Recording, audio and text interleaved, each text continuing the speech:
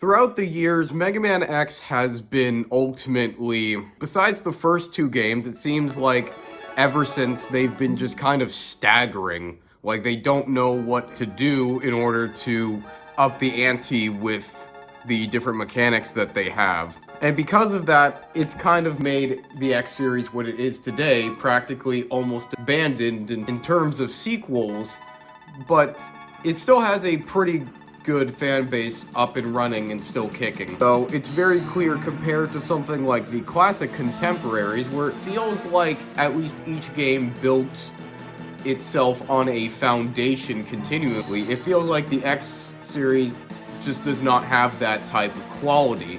And probably the first example of this, the one with the most potential to actually change the X series, to fundamentally make that level of gameplay be next gen, that it just ultimately failed. And that's due to because this game failed to continue that. It failed to set a standard, and therefore after X2 all the sequels couldn't necessarily get to the heights of the first two games. Now, that may be a pretty biased opinion, since a lot of people actually do believe that X4 is literally as good as X1, and there could be some discussion debating on how good X2 is. But primarily, the way I've always thought about it is that the first two games were the most pure and the most best at what a Mega Man X game is supposed to be. They are like the standards that should be set for every game. The first X game was supposed to be the initial foundation, and I found that X2 absolutely fulfilled that, and in fact built upon that foundation so well, it felt like it should have been a set standard to progressively make these games better. But unfortunately, that's not how history has seen it. And the game that we're talking about here is ultimately where it all just started falling apart in terms of setting that standard for each game to get better. And that game is Mega Man X3. The last of the Super Nintendo games, and the last chance they had to ultimately make the X series go above and beyond, where some of the stagnation truly started to begin, as this was the first time quality control ultimately failed them, and it would be an omen for some of the next games afterwards that would happen.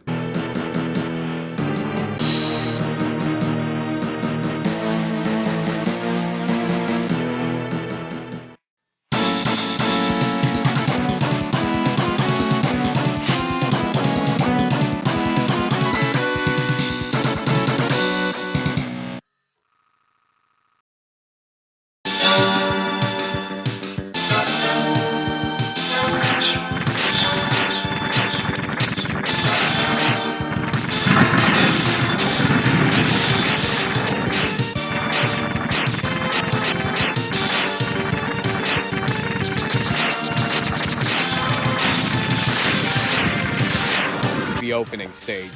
Now, personally, looking at this opening stage, I actually think it is definitely one of the worst opening stages. First, you have to listen to all of this conversation specifically with Zero, and it's not inherently that big of a problem, but as you go through between gameplay sections, you're constantly interrupted with dialogue in between. Specifically, there are at least 4 points where you are interrupted in the middle of gameplay. First, with X, then with Zero, which by the way, spoilers, he is actually playable, which is probably why they even did this in the first place. But it did kind of just slow down the gameplay to a crawl. But even if you did remove some of those dialogue lines, I just don't think it was too much of an effective opening stage. It just felt like such, I don't know, just lame and basic level design. It didn't really, like, teach anything compared to, like, you know, Mega Man X1, where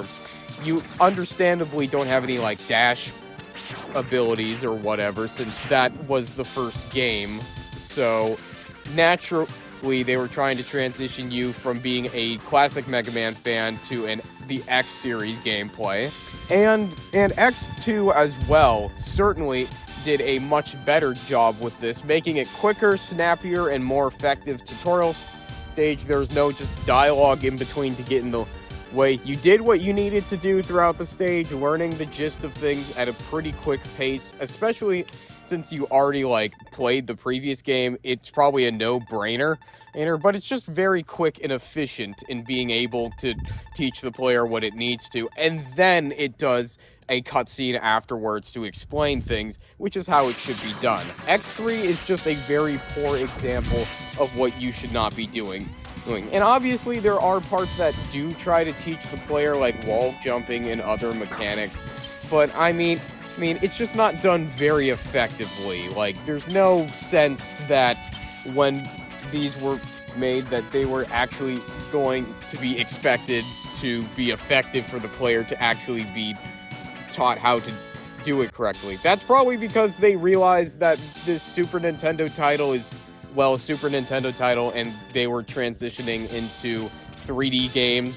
So obviously it makes sense that they wouldn't exactly care enough to do it, especially since allegedly some other company, I don't exactly remember the name, but I will, like, put it up here in the video in text just to let you know. But it's been theorized that this particular company was responsible for finishing the rest of X3, as the team behind the previous two X games just kind of jumped ship on the PlayStation Saturn wagon and just kind of left X3 in the dust while they left the other company to just, you know, finish up things. Just a little bit of tidbit information if you wanted to know. But yeah.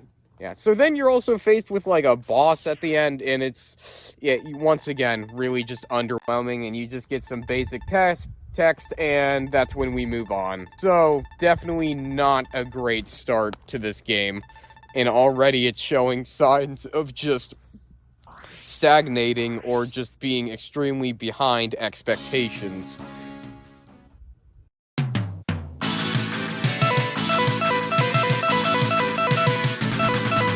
The next part of X3 that we're going to be talking about is finally to the actual main game itself, which is the 8 Mavericks that you're going to be fighting.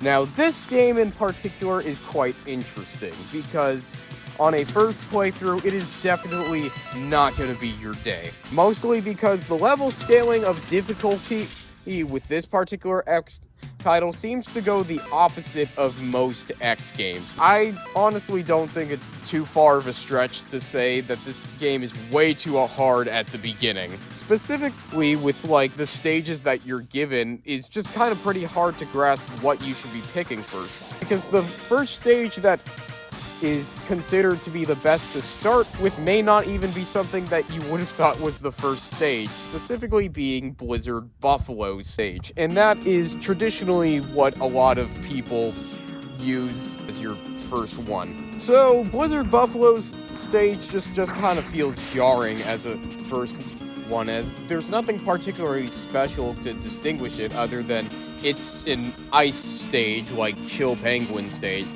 but none of the flexibility to really convey that it is like the beginning journey type of stage. But there are some indications that this actually is the first stage that you need to go through. First of all is most easily the leg parts. They're most obviously going to be the things that to aim after for as a first stage. It also is very clear that Blizzard Buffalo has a pretty regular, or I guess in this case, very basic moveset, which I remember distinctly when on my first playthrough just being obnoxious, since I had no idea actually how to deal with Blizzard Buffalo, but eventually over time with the game, it's just going to get a lot easier in retrospect. But obviously, since this is going to be a first playthrough, I'm not necessarily going to give out freebies here. So continuing down the chain of command, I suppose, since once again, like the previous X games, each of the bosses have the weaknesses, so we'll go down weakness order. Next is Acid Seahorse's stage, and this one particularly deals with vertical shafts at a water treatment plant, which is a pretty cool theme. I guess I forgot to mention that Blizzard Buffalo's theme is an ice theme, but in the city. But to be honest, I think the water treatment plant is definitely a lot more of an interesting theme. But I do love that moon. That is just so beautiful. Anyway, in Acid Seahorse's stage, it's pretty good. Good, I wouldn't say anything out of the ordinary. Okay, let's try our boss weakness.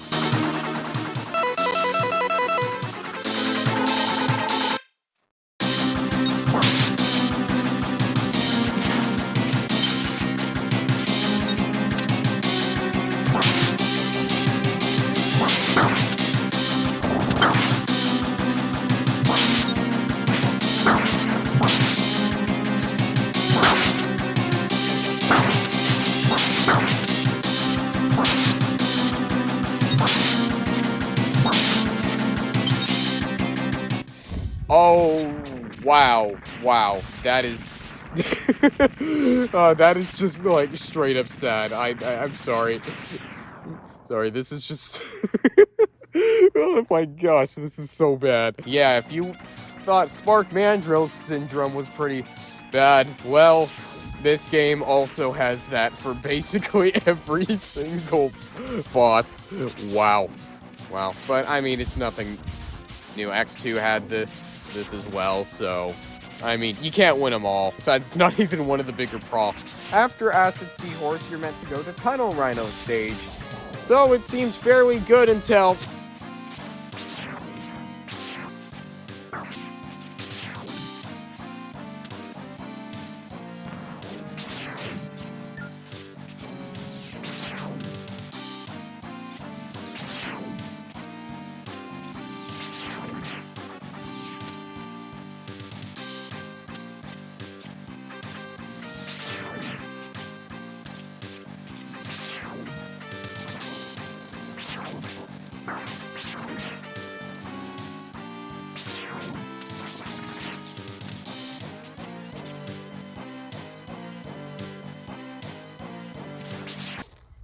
Oh, yeah. Tunnel Rhino stage is actually one of the much harder stages to have to go through. And when I first went through the game, it was just infuriating because, well, there's a lot of enemies having very specific patterns that are hard to dodge and really hard to, you know, be able to grasp patterns and all that, so it's almost guaranteed that you would get very easily hit during the run. So it would probably be a good idea to think about grabbing the E-Tank in the stage in order to collect up some good health. And speaking of that, actually, the Frost Shield, I don't know why it's called a shield, it's not even a shield or whatever, but specifically, the Frost weapon that you get from Blizzard Buffalo is actually really handy because, at least to my knowledge, in the original version of the game, which I'm just going to assume with everybody is just like the Super Nintendo version,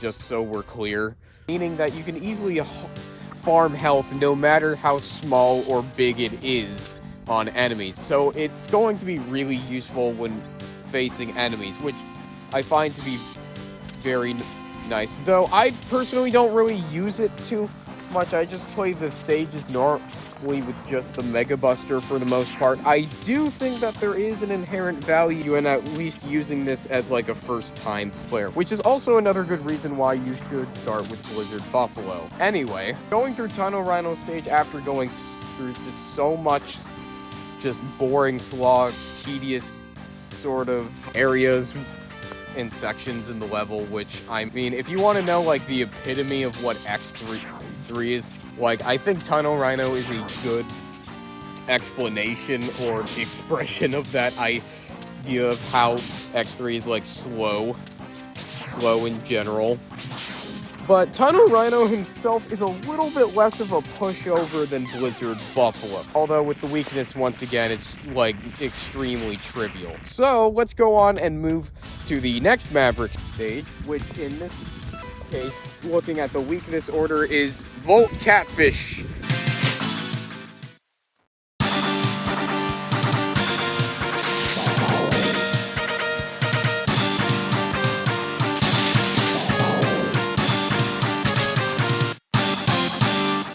Oh, okay, his design is a little bit more ridiculous compared to more, like, you know, serious characters in the game. I mean, let's be clear, X3 just wanted to make these bosses look so fierce. Like, I really do dig the designs in X3 a lot. Blizzard Buffalo does not look like someone you'd want to mess with. Acid Seat Horse looks pretty dangerous with just the acid itself. Tunnel Rhino, my goodness, the art made Tunnel Rhino look a lot bigger and more intimidating than he actually is in game. But yeah, Volt Catfish has always been one of those designs where it's just like, why? Like, why did you do this, like, goofy looking expression for this type of character? It's just kind of very funny. Volt Catfish's stage is actually pretty decent. I have not really any, like, regrets or whatever to say about going through this stage. It's pretty functional, and I do definitely like the more vertical sections of the stage overall, and I'm sure with the drill weapon it will just be completed in no time.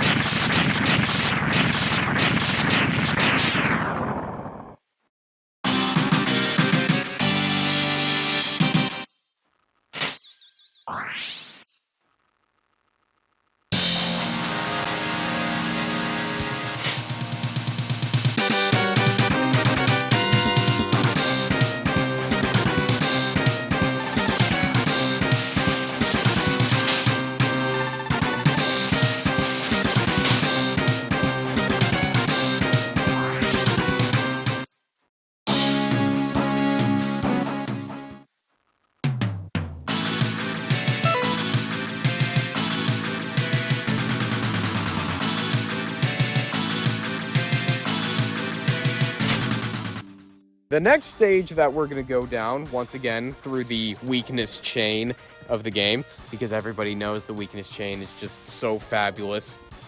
Our next stage is Crushed Crawfish's stage, and in particular with this stage, I think it's a pretty cool idea, actually. I do think that while the traversal of the level is, like, pretty easy, it is, like, definitely a lot more interesting and something that you'd want to explore as you go from, like, the shipyard and eventually into the more industrial facility itself, and then actually go into a ship where eventually you end up in facing Crushed Crawfish himself. The very fun thing about this stage as well is that when you destroy the reactor, you actually make the once horizontal part of the level into a vertical sort of shaft area. So it's a pretty nice tunnel, and I really think it's pretty cool. My only regret is that once again with the weakness chain, it's very easy to go through. So the next section is Neon Tiger, which, importantly, I really hate to say, oh my goodness, I think this was actually the first Maverick I beat in X3. So,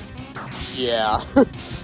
Yeah, that definitely was an interesting experience. I still can't believe I actually did that, so I guess good on me. But anyway, going through Neon Tiger's stage is kind of a little bit rigid, and you can very easily, like, abuse the level design to, like, skip certain sections. Like this one part with the sub tank, you can just very easily go up to this top part if you have the leg parts, and then just get the sub tank over there. It is, like, so easy.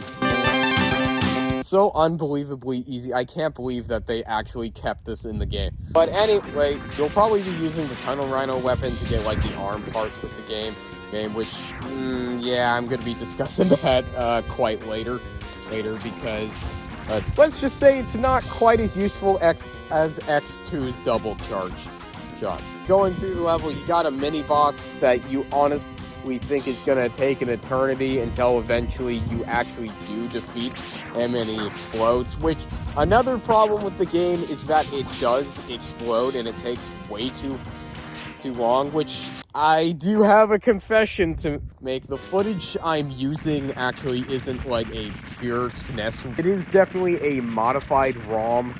I just made some simple changes, such as obviously making the explosions a lot faster to have to deal with, at least specifically for bosses in general, because they just last so long that it just gets in the way of gameplay. And there's also going to be something important for later when talking about the double tap.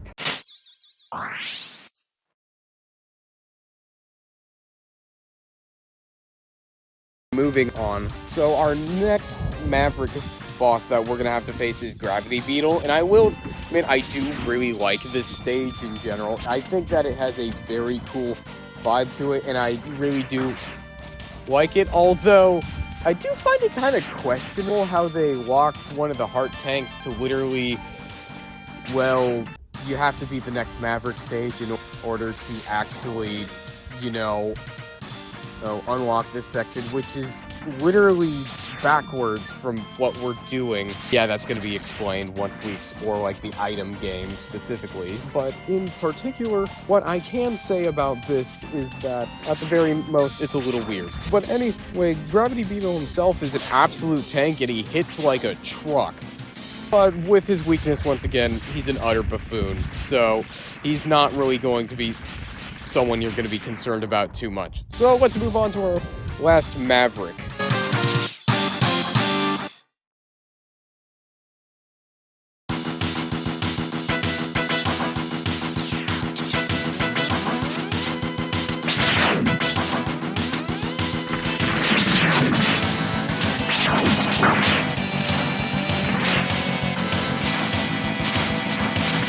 And can I just say that I also really like the theme of this stage as well. Definitely sounds super grungy, and I really dig it. So as you're going through the stage, it's going to be relatively kind of simple, actually, since you've probably gotten like most of the upgrades at this point in the game. So it's going to be as easy as pie to go through with the boss. So he's going to be relatively pretty easy because, once again, he's going to use the boss's weakness from the last one. There is some sections that are kind of interesting, but overall it's just an stage, so you're not going to really run into any difficulty. So that is definitely all the main Maverick stages in themselves.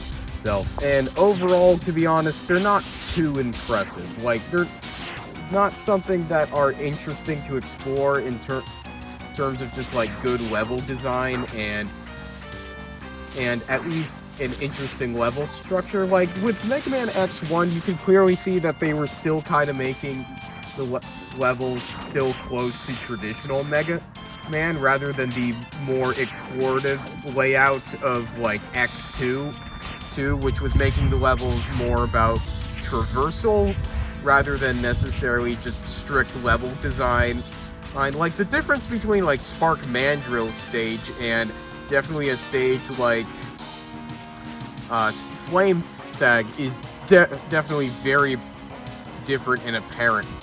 Mostly because Spark Mandrill's feels like going through a traditional stage and just happening to collect extra items, while, importantly, Flame Stag's stage is all about trying to find the hidden ways you can get certain items and whether you can do the timing perfectly. So you can see the level design is like that. But ultimately, when it comes to X3, there's nothing too exciting. They did bring back some of the stage changes that were made in the first game, but I mean, they're mostly inconsequential except for a couple of times where it actually does change stage order that you'd want to go in. But I mean, overall, it's not going to really change too much if you're going on a casual playthrough and you're not necessarily collecting all of the items. Meaning that we are finally going to go to the more last part of the game. And just a warning, here is there will be spoilers up ahead. Although, seeing that this is a game from like 1995/1996, I don't think people in 2024 are exactly going to feel like, well, like they've missed anything, really. So likely the spoilers are unnecessary, but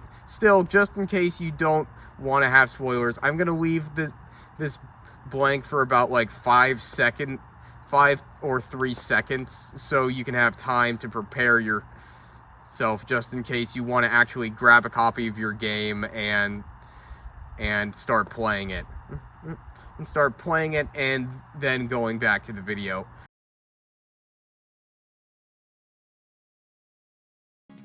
But for those people who have made it, yes, in fact, we are finally on to the Doppler stages. Or, sorry, I meant Doppeltown. Gosh, I always thought that was kind of stupid that it wasn't called Doppler. town. I actually think I learned from like some other review on X3 that actually in the manual it does say Doppler town. It must have been like some grammatical error that was just left in the game. Although the Legacy Collection still kept it, so maybe the people translating it also thought it was a purposeful decision. Maybe it was, maybe it wasn't, who knows.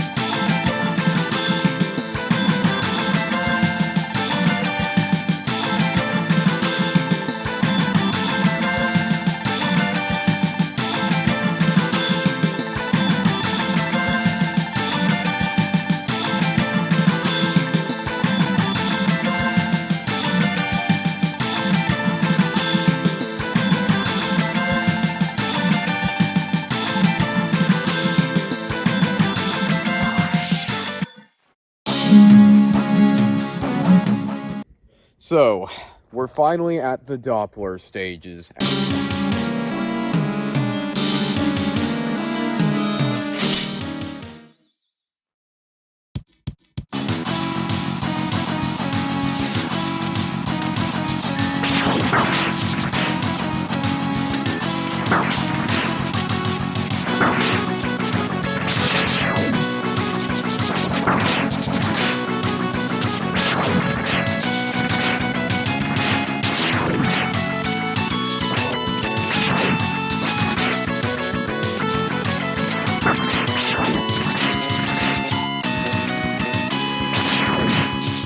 After handling all those first 8 Mavericks to varying degrees of good and bad, and it was mostly bad, we finally get to the Doppler stages, which admittedly by this point, if given the right armor pieces and health ups and upgrades and yada yada yada, well, it's very easy.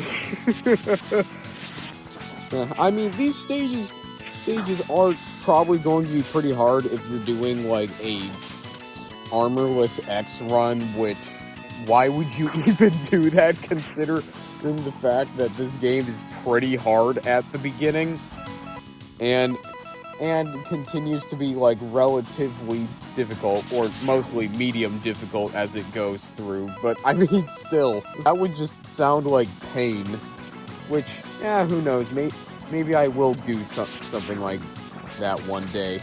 But anyway, when playing stage 1, you go through like some obstacles and other such things that are trying to challenge you. Even this one wall section that kind of reminds me of Mega Man X2's version of it, but just like done in a different way. And I will have to say that while this was initially hard when I first began playing the game that later on this kind of was like, X2's was harder, to be honest. So going through Doppler stage 1 probably is, while the music is super memorable, I do have to say that ultimately the stage itself is just, it's not quite as memorable. Besides the fact that you do get like the upgrades, there is like a hidden capsule here, which I will talk about later in this video.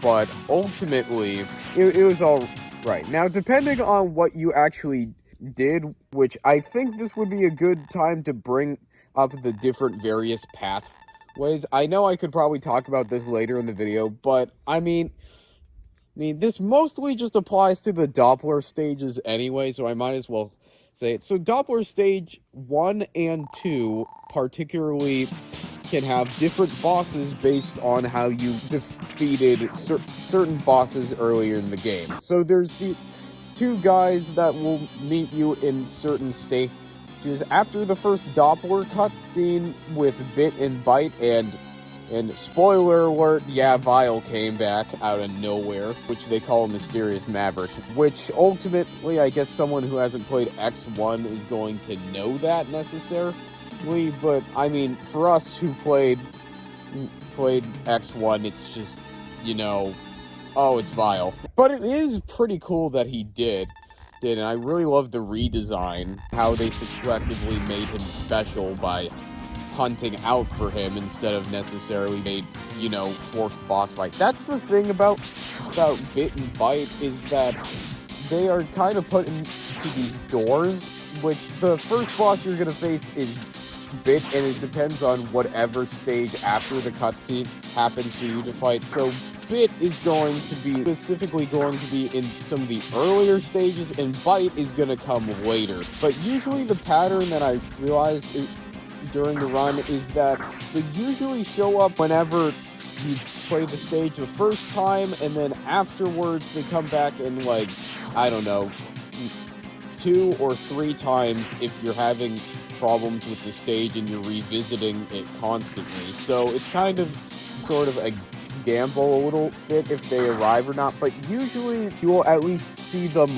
once throughout a playthrough, or twice depending on how you do it, but primarily just once. And there's a couple of different ways that this can happen. So basically you could fight Bit, you could die and then just like avoid him the entire time and just keep dying to him, and then it'll just happen in the Doppler stages. Or number 2, you can actually defeat him with the Mega Buster, and this just makes him get him out of the way and still make him go to Doppler. But if you actually kill him with his weakness, he actually will not show up in the next Doppler stage, and this means you'll actually get a different boss, which, as far as I'm concerned, if you defeat, like, one of the bosses, like Bit, and then Byte is never defeated, I'm pretty sure what happens is that, well, you still just get a normal Doppler boss instead of fighting Bit and Byte combined together, which actually nicely segments into the fact that, yeah, for Doppler Stage 1, you either fight this trash mammoth, or trash elephant thing, or you fight a combined Bit and Byte together, which I will admit is actually pretty cool to see them kind of, like, fused together, like, in some sort of, like, anime type of thing. But the fun quickly goes away when you realize...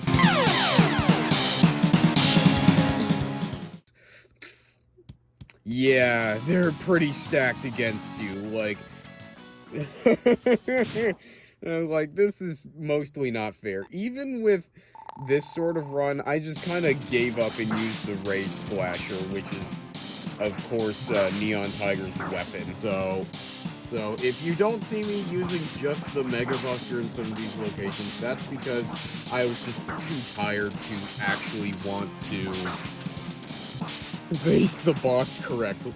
As for the other boss, once again, and the elephant thing is not important. You can see how that matters. So how does Vile fit into this? Well, Vile, you actually have to search for him in the stages, like an X-Hunter, for example. But it's through a capsule where you're teleported under a shipyard, which I'm pretty sure that probably the most intended one is Crushed Crawfish's stage, because I think that would probably make the most sense to where you're being teleported. And what essentially happens is similar to Bit and Byte, where you can completely avoid Vile, which actually is the biggest difference, is that you can completely avoid Vile. But the same rules apply for the rest of the things. If you basically, quote-unquote, kill him with the Mega Buster, he actually is still alive. But if you use his weakness or any other special weapon, which I guess I should have clarified special weapons, but I mean,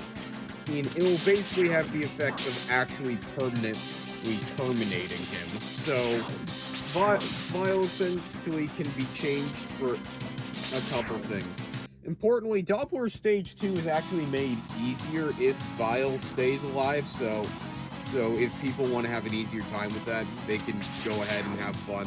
But if Vile is killed, this will make the stage harder, but it will give access to a little bit of some Easter egg. Now, I've kind of avoided really talking about this so far, but the elephant in the room with X3 is, well, I mean, it is an elephant in the room in itself, but the biggest thing is that, oh boy, we do have Zero. And unfortunately, he kind of sucks in this game. Essentially, he's more just like a E3 demo show-off rather than an actual playable character. So you can use Zero in some parts of the stages, but it's so restricted that I wouldn't even recommend using him sometimes, because if you use him once in a stage, it's like, oops, looks like he's not going to be playable for the rest of the stage until you get to a different stage and then try him out for a little bit. Yeah, isn't that fun? I know. No, right? But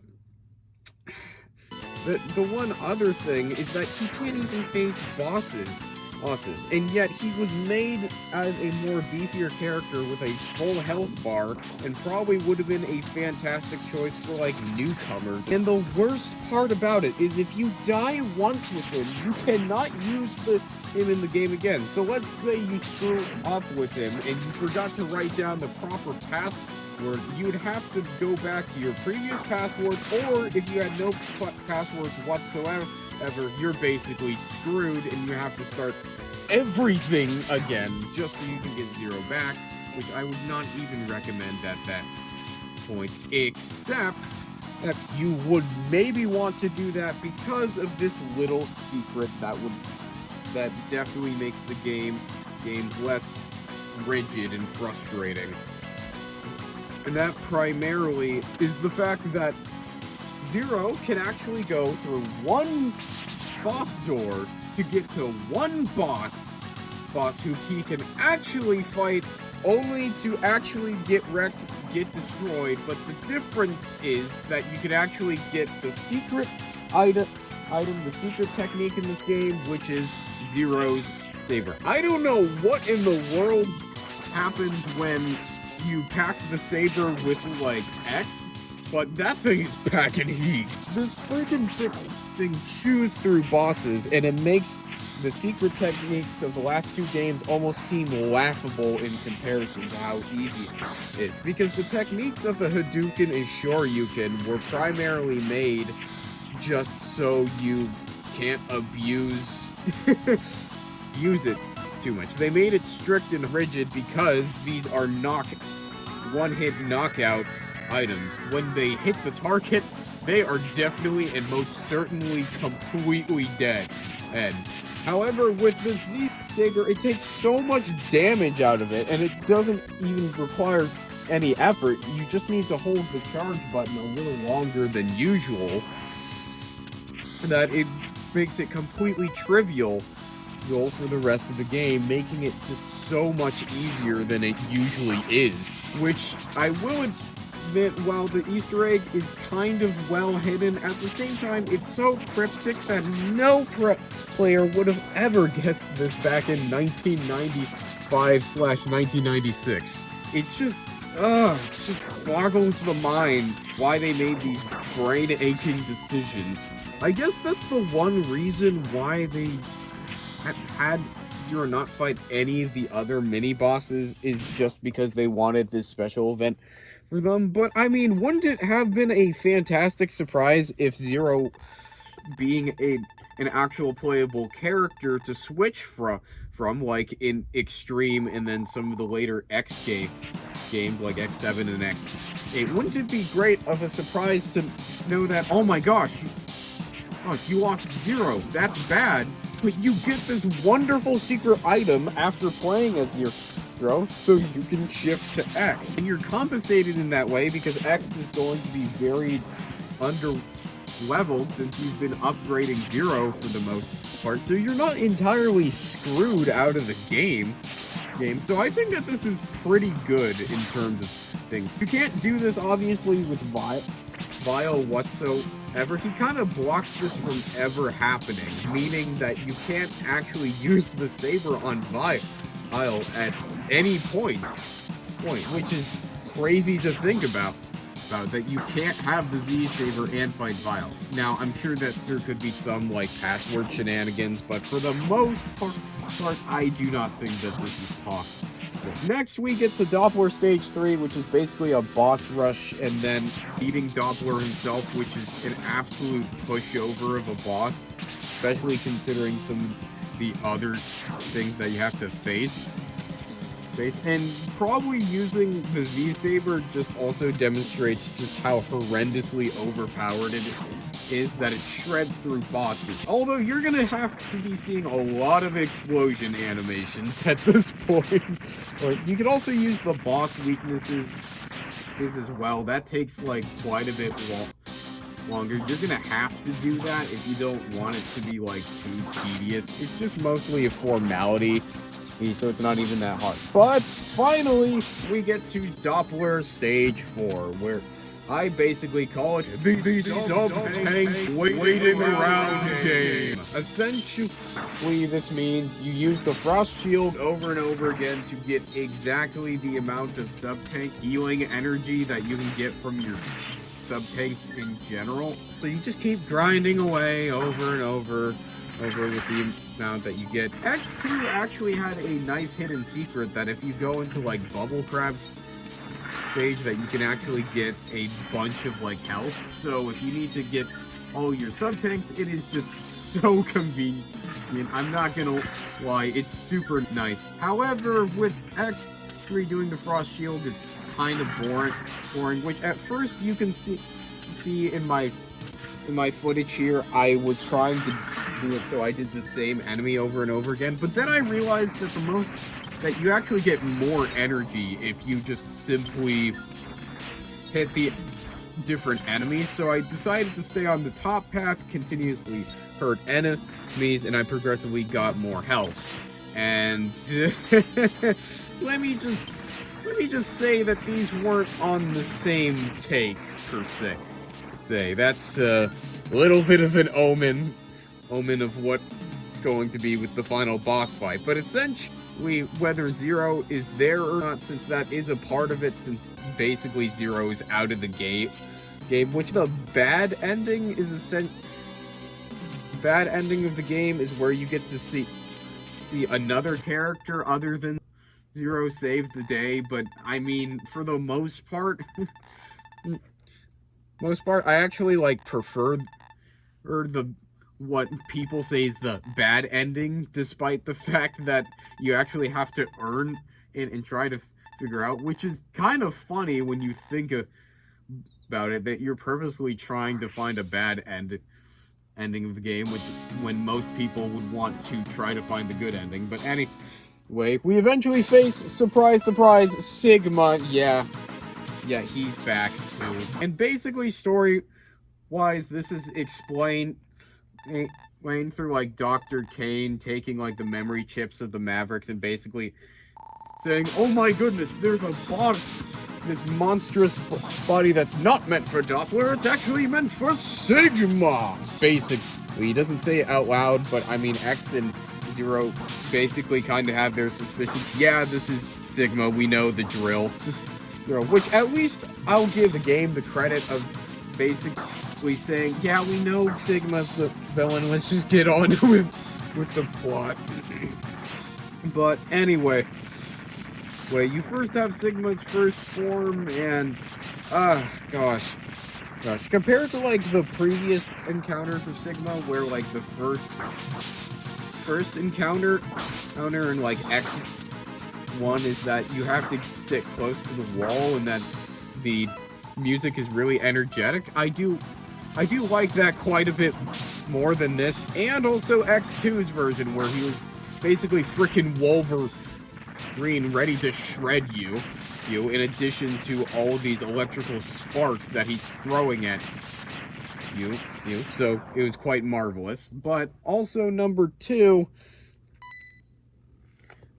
But yeah, ultimately this new form is just kind of just like the rest of the game, say it if you will, rigid and just not very accommodating for the player. But even more so is the darn Sigma Kaiser. This is legitimately one of the hardest bosses in X game history.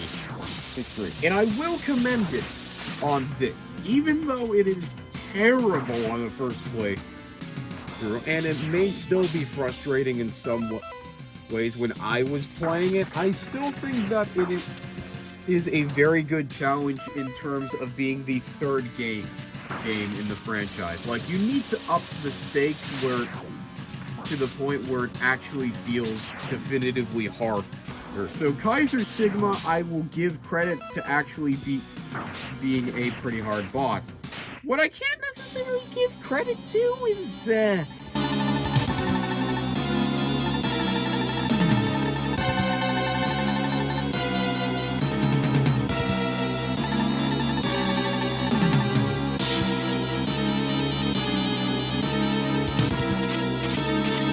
yeah, you actually have to go up this shaft. And believe it or not, on this playthrough, even though I normally don't have this happen to me,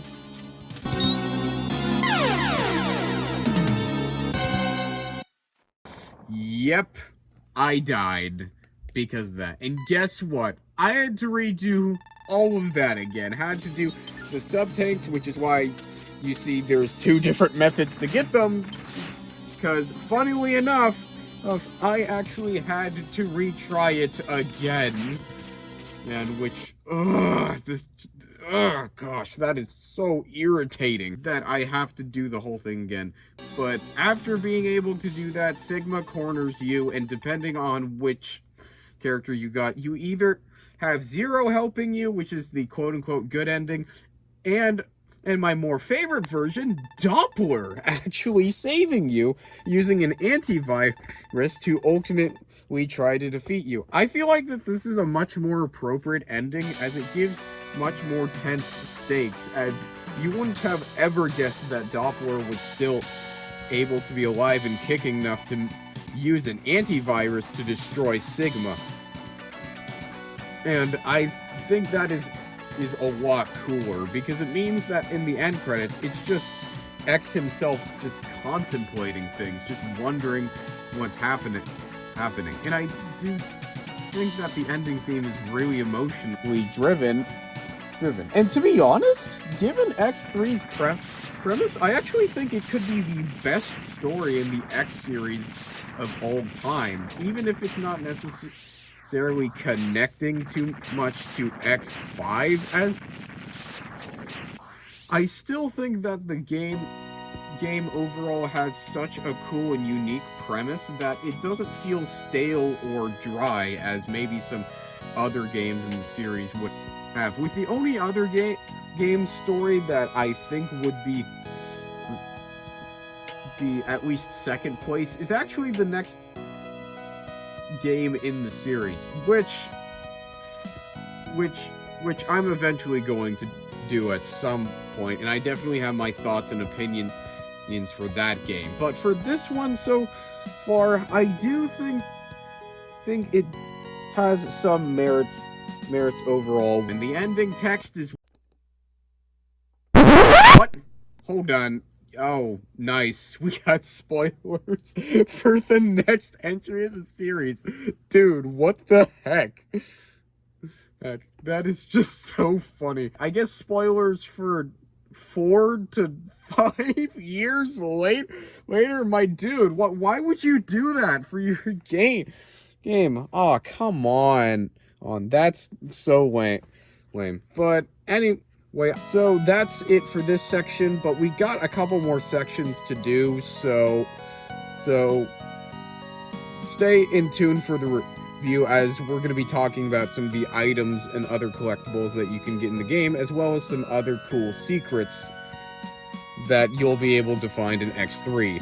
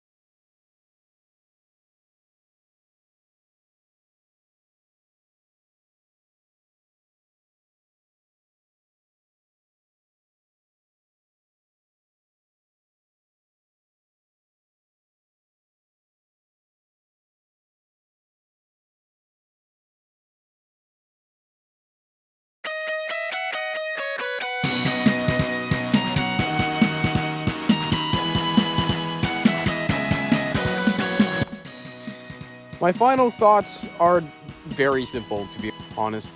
This entire game had the potential, once again, to be one of the best in the series, and I don't think that will ever change in my mind personally, because X3 just feels like it was on the cusp of something almost brilliant with all the different mechanics and all the different ideas it had. It just really fumbled in the execution, and I feel like that was no part in fault actually with the developers of the game of course, and Capcom had to use a different engineering studio, which is a separate private company, or whether it was owned by Capcom or whatever. But most of the games they worked on were in particular the Mega Man Game Boy games, with the one exception of the second one, of course. But the biggest thing is that when playing these games, you can actually understand why Mega Man X3 feels so rigid, is that the company and the employees and workers were only used to really making classic Mega Man games. So obviously that means if they tried to put more of that rigid design in an X game, it would not jive well with the systems, because Mega Man X is not as simple as classic Mega Man. You can't just contain it in a box and necessarily say, oh, that's gonna be good, because it doesn't end up being good. When you have the player just cooped up a lot more, they want to be more free to do things in the game. They want to have the flexibility to move and to, kind of live a little when playing these games. And ultimately, when you restrict their freedom from being able to be able to do things, to be able to collect different items, to be able to just have the satisfaction of facing a really tightly, nicely designed boss instead of resorting to any sort of bull crap that is just given to the player simply because you arbitrarily just made the bosses harder, taking the point of view that instead of just trying to make the player have more fun with the game, to actually like the difficulty and the up stakes, that instead you just lowered their expectations a lot more by doing things that it's just mind-boggling. It just feels confusing from the point of view from a player, but from the point of view of a developer trying to pad out the game, saying that it's a certain length, I'm sure that maybe that does help it get the game out faster, but it doesn't end up making the game better in the end itself.